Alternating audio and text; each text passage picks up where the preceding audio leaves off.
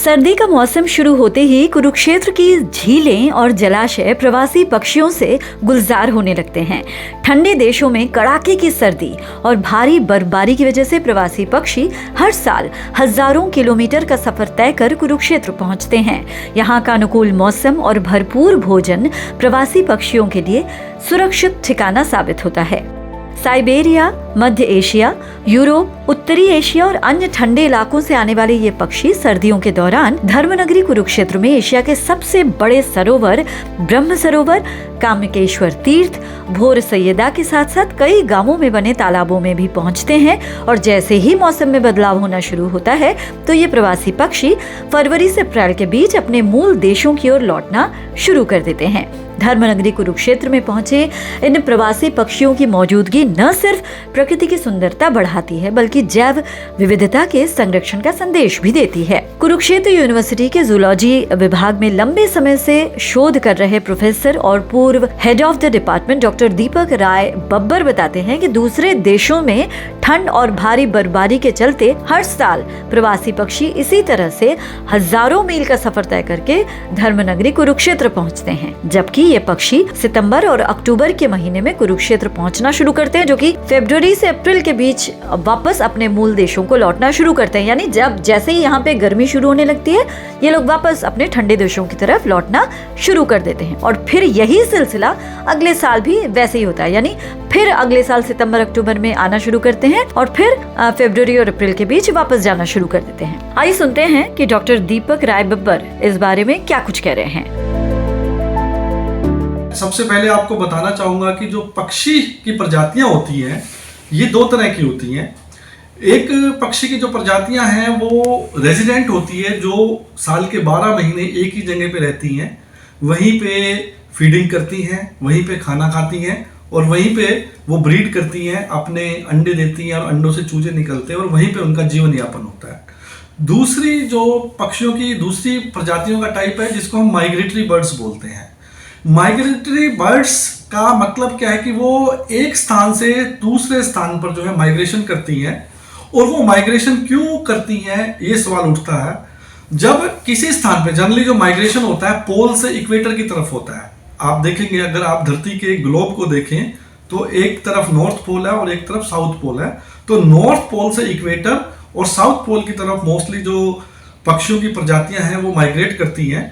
और जब north pole में विंटर आती है, बर्फ बहुत ज्यादा पड़ जाती है, कई प्रदेश जो ठंडे प्रदेश हैं, साइबेरिया है जैसे, मंगोलिया है या रशिया के आसपास लगते जो प्रदेश हैं, वहां पे जो टेम्परेचर है वो बहुत माइनस में चला जाता है और वहां पे अनफेवरेबल कंडीशंस आ जाती हैं। तो उन कंडीशंस को पास करने के लिए ये प्रजातियां हमारे इंडिया में हिमालय को पार करके आती हैं। और जो ये रूट है उसको हम सेंट्रल एशियन फ्लाईवे बोलते हैं, CAF बोलते हैं। एक बड़ा इंपॉर्टेंट रूट है जिस रूट के थ्रू भारत के अंदर नॉर्थ इंडिया में और साउथ इंडिया में जो है ये प्रजातियां आती है।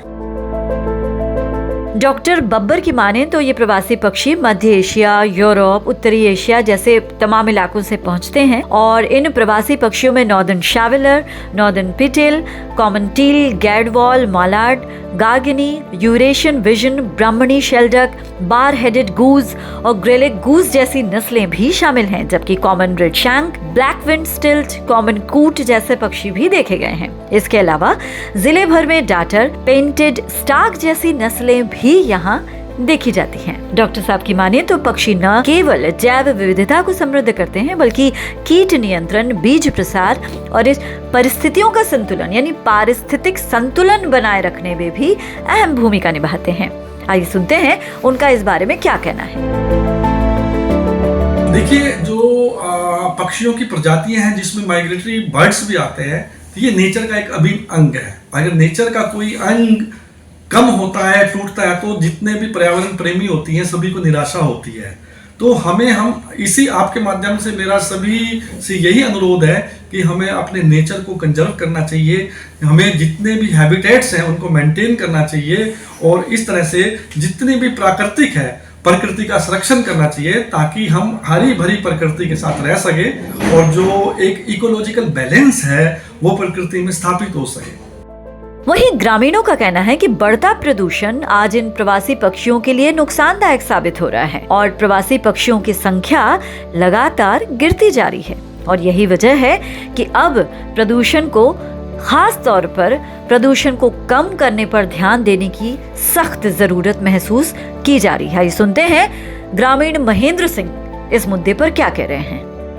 कई देशों से पक्षी आते हैं और यहाँ सर्दियों में अक्सर बहुत ज़्यादा तादाद में संख्या में पक्षी आते हैं। तो पहले इसके मुकाबले अब इनकी संख्या कम होती जा रही है? हाँ, अब इनकी संख्या कम होती जा रही है। पहले बहुत ज़्यादा थी।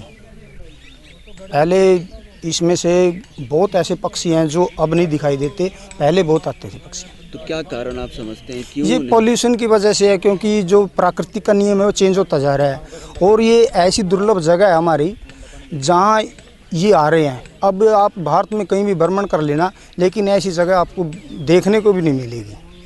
आप सारे भारत में घूम लेना, लेकिन ऐसी जगह और ये पक्षी आपको किस्मों के अंदाजा? ये मेरा ख्याल में 28-30 किस्म के पक्षी हैं जो दुर्लभ जाति के पक्षी हैं, जो देखने को नहीं मिली, लेकिन यहाँ देखने को मिलते हैं। इसमें कुछ पक्षी ऐसे थे जो यहाँ से लुप्त हो गए हैं।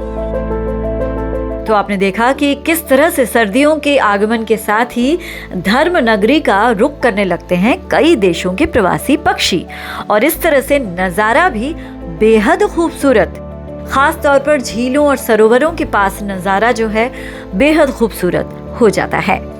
कुरुक्षेत्र से अशोक यादव के साथ bureau input, PTC news Haryana.